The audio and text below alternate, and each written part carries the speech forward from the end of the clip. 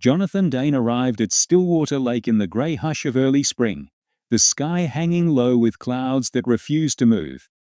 A retired detective with lines on his face that spoke of unsolved cases and sleepless nights, he came to the remote town of Dreer's Hollow not seeking answers but silence.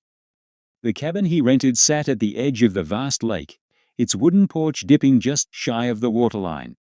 The place was still, unnaturally so. No wind stirred the branches, no insects hummed, and the water itself was so still it resembled black glass stretched across the basin of the earth. The townspeople, those few who made eye contact with him, offered nods without warmth.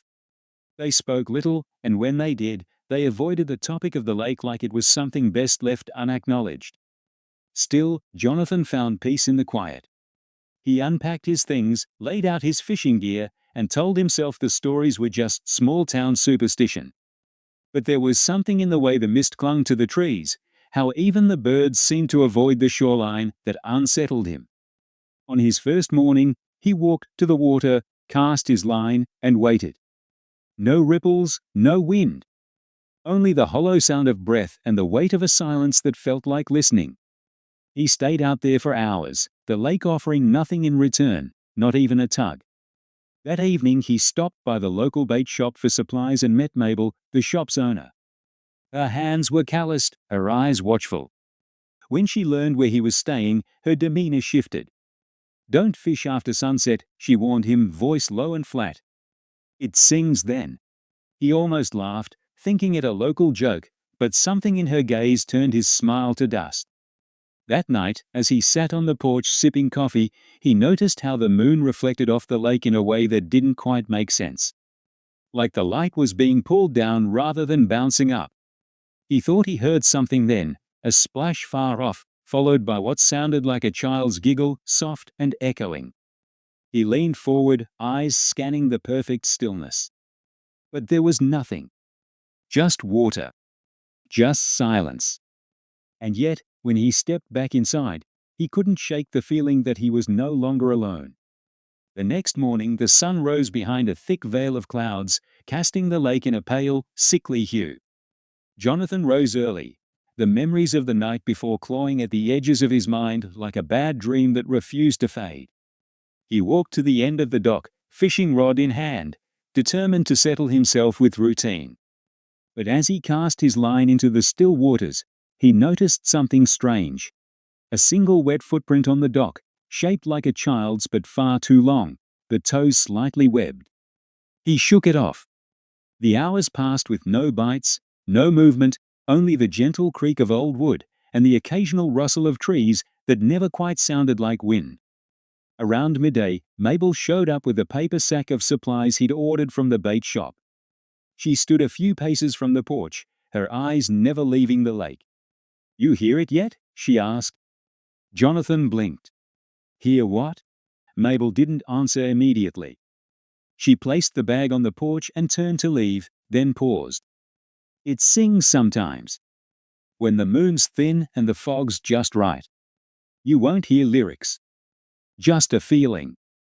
Like someone humming an old lullaby your mother never taught you. That's when you leave your line in the shed. And lock your door." He tried to press her for more, but she only shook her head and walked back up the trail. That night, Jonathan left a recorder on the porch and went to bed early. But sleep didn't come. Around midnight, he woke to the sound of splashing, gentle, deliberate. Like someone wading just offshore. He grabbed a flashlight and stepped out into the cold. The lake was flat. Empty. But his fishing rod, left resting on its stand, twitched. Something had taken the bait. He stepped onto the dock, light cutting through the mist, and reeled in the line slowly. When the lure broke the surface, his breath caught in his throat. Dangling from the hook was not a fish, but something else entirely, a length of wet, rotted fabric, knotted tightly like a noose, tangled with strands of black hair. He dropped the rod. Backed away. And behind him, from somewhere just beyond the edge of the mist, he heard it, soft, sweet and chilling. A voice. Humming. Just one note. Carried like fog across the water. It seeped into his bones, into the hollows of his chest, familiar and alien all at once. Jonathan stood frozen. The dock creaked beneath him as if shifting under weight not his own. And then, silence. He turned and walked slowly back into the cabin, locking the door behind him. The recorder, still running, picked up only the whisper of water. But when he played it back the next morning, just before the tape cut to static, he heard a whisper, his name, spoken in a voice he hadn't heard since childhood. The following day dawned with a sky the color of lead. Jonathan woke with the unease still coiled in his gut. The memory of the voice on the recording, his name, whispered like an echo from some sunken place, refusing to let go. He played it again, slower, over and over, listening for any sign of trickery. The voice was faint, yes, but unmistakable. And impossibly familiar. Shaken, he drove into town, the road winding through veils of mist that clung to the pines like cobwebs. He stopped at the bait shop. Mabel was nowhere in sight, but the door was unlocked. Inside, dust floated in shafts of grey light. A wall in the back caught his eye, hidden behind a tarp and an unused freezer. He pulled it aside. Names, dozens of them. Carved into the wood, some deep and jagged, others so worn they were barely legible. At the top, someone had painted, "The Taken." His pulse quickened. He saw dates going back over a century. Names of locals. Children.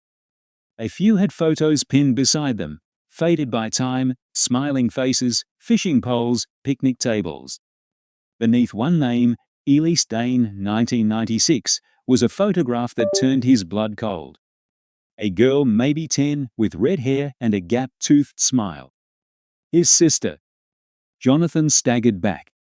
Elise had vanished when he was 16, on a summer camping trip. His family had searched for weeks before she was declared lost. He never knew she'd been near Stillwater. He raced to the town records office. The clerk, an old man with cataract-clouded eyes, hesitated before pulling the ledger. "Some things," he said, "we don't put on maps." Jonathan combed through newspapers, yellowed files, and handwritten notes. It painted a horrifying picture. Stillwater Lake had a history of disappearances. Always under similar circumstances, clear weather, no witnesses, no bodies. Just vanishing. And each time, no formal investigation beyond the first few days. Locals accepted it. Expected it. A margin note in a 1974 police report caught his eye. "It always chooses one more." Back at the cabin, Jonathan opened his sister's old photo album, the one he always kept in a box he never looked in. Her handwriting was in the margins. Notes about the trip. Stillwater was pretty. Too quiet. Fish didn't bite. Saw something swimming. Told John. He didn't believe me. He remembered now. A moment by the shore. Her pointing. His shrug. That night, as the wind pressed against the windows and the lake lapped softly at the dock, Jonathan stared out into the black stillness. The water reflected nothing. He understood now. This wasn't a mystery to solve. It was a wound that consumed. A hunger. And somehow, the lake had waited for him to come back. The fog never lifted that day. Jonathan awoke to a silence so thick it pressed against his eardrums. The lake, barely visible through the cabin window, had become a smooth obsidian sheet beneath the grey. The reflectionless surface seemed impossibly vast, as though it stretched into another world altogether. He hadn't slept. Not really. The image of his sister's smiling face, that same face now pinned to the bait shop's wall, clung to his mind like wet clothing. Drawn by a need he couldn't name, Jonathan prepared the boat. He packed only the essentials: a flashlight, the tape recorder, his pistol, a habit he hadn't broken, and Elise's photo, now folded into his jacket pocket. He stepped into the rowboat and pushed off, the quiet splash of the oars the only sound in the world. The further he drifted, the more the world receded. The fog thickened behind him, erasing the shore. There was only the boat, the mist, and the black, unbroken water beneath. Shapes swam below. Not fish, he knew the feel of fish. These were too large, too slow, circling, watching. Once, something brushed the underside of the hole with a low thud. He didn't stop rowing. Hours passed. Or maybe minutes. Time, too, felt different out here. Then he saw it. A spire, poking from the water like a broken tooth. As he approached, more emerged, the jagged remnants of a bell tower, its wood warped and stone half swallowed by the lake. This was the sunken village. The one Mabel had hinted at. The one from the sonar scan. Jonathan tied the boat to a rusted iron ring and stepped out onto the submerged stone platform. The water lapped at his ankles, shockingly cold. The air smelled of old earth and forgotten places. Carvings adorned the stone, runes, or perhaps names. He couldn't read them, but he felt them. Something moved below. He turned on the flashlight and aimed it into the water. A face stared back. Pale. Bloated. Familiar. It vanished with a ripple. He stepped back and nearly fell as the bell, cracked, long dead, let out a moan from below, the sound vibrating up through the stone. The lake shifted. It sighed. Then, Mabel's voice. "John?" He spun. She stood at the edge of the spire, soaked, her eyes vacant. She said nothing more. Just turned and walked into the water. He shouted, ran to the edge, but she was gone. In her place, ripples spread. And beneath them, something rose. A shape larger than the boat, longer than a house, coalescing from water and shadow. A spine of barnacled stone. Arms like broken roots. A head formed from hundreds of human faces, weeping water. The keeper. Jonathan stumbled back into the boat and began to row, but the water pushed against him now. Not with waves, but with will. As though the lake itself resisted his escape. Then, from the depths, a whisper. One more. And the lake opened its eye. Jonathan awoke on the shore, coughing up lake water that tasted like metal and mildew. The boat was gone. The fog, gone. The lake stretched before him again, placid and quiet, the morning sun casting a deceptive golden sheen across its surface. But something was wrong. The dock he remembered mooring to was splintered, half submerged. Trees along the water's edge were blackened at the roots, as if burned from beneath. And Mabel's cabin? Gone. Only a ring of scorched earth where it had stood. He staggered to his feet, soaked and trembling. The photo of Elise was still in his pocket, waterlogged, the ink running, her face now a smudge of memory. He walked back to his cabin in silence, finding the door open and the floor wet with muddy footprints. He followed them inside, past the torn pages of his notebook, past the toppled lamp, into the main room, and found the walls covered in names. Names scratched into the wood with a knife. Some he recognized. Others he did not. But at the very center, again and again, in dozens of childlike hands, was his own, Jonathan Dane. The lake had marked him. By nightfall, the air had thickened. The lake rose. It lapped higher on the shore, submerging the fire pit, the bench, the dock. Rain fell, but only in a small radius around the cabin. The rest of the forest remained dry. Jonathan heard voices now, not whispers but full conversations, though he could never find their source. He boarded up the windows, placed salt at the door, remembering fragments of law from cases he'd once dismissed as hysteria. But the lake did not care about salt. At midnight, it came. The water poured in through the windows like a hand reaching inside. It slithered across the floor, climbed the walls. He climbed to the attic. And from the window he saw them, figures walking atop the lake bed, half submerged, moving in procession. Drowned villagers, their eyes milky, their mouths open in song. They moved slowly, solemnly, as if reenacting a ritual no longer theirs to understand. And then he saw his sister. Elise stood among them, aged not a day, her red hair drifting like weeds in still water. She looked up at the cabin. At him. And smiled. Jonathan broke the attic window and climbed to the roof. The lake now surrounded the cabin entirely. The forest, distant and unreachable, might as well have been another world. Water dripped from the sky and rose from the ground. It wasn't drowning him. It was pulling him in. He shouted, for Elise, for Mabel, for anyone who remembered the truth. But only the lake answered. And in its reflection, his own face stared back, except it didn't blink, didn't breathe, didn't move. It just smiled. And then it began to sing. The surface of Stillwater Lake shimmered under a moonless sky, black as obsidian and twice as deep. Jonathan stood at the edge of the rooftop, soaked, breathless, and shaking.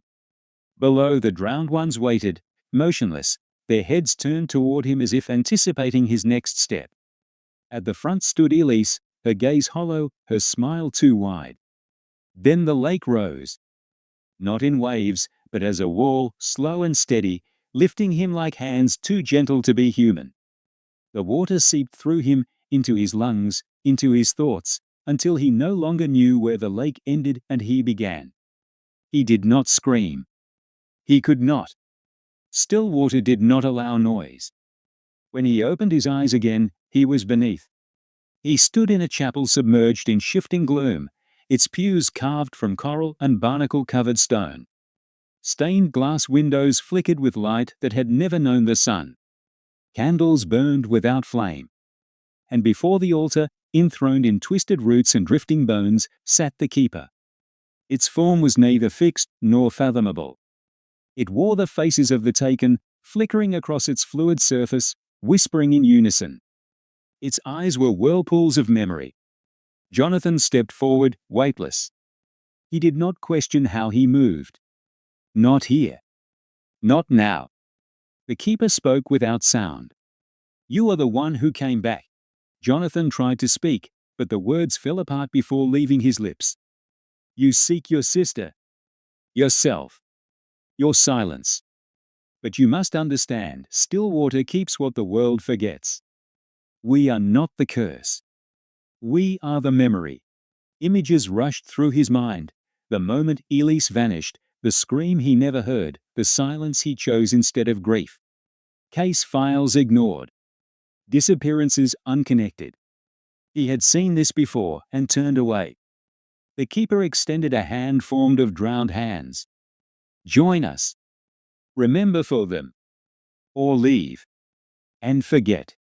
But the mark will remain. Jonathan looked to Elise. She nodded slowly, her expression unreadable. He took the keeper's hand and awoke gasping on the shoreline. The cabin was gone. The lake calm. The town behind him silent. No one knew his name. Mabel's shop was a husk, long abandoned. The bait wall? Blank. As if it had never existed. He returned to the city. To streets crowded with people and lights.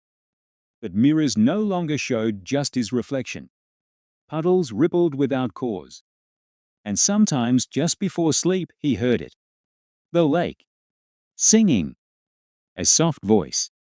Calling. Remembering. Jonathan kept a journal now. He wrote down the names. The dates. The dreams. He became the archive the world refused to keep. Because Stillwater never forgets.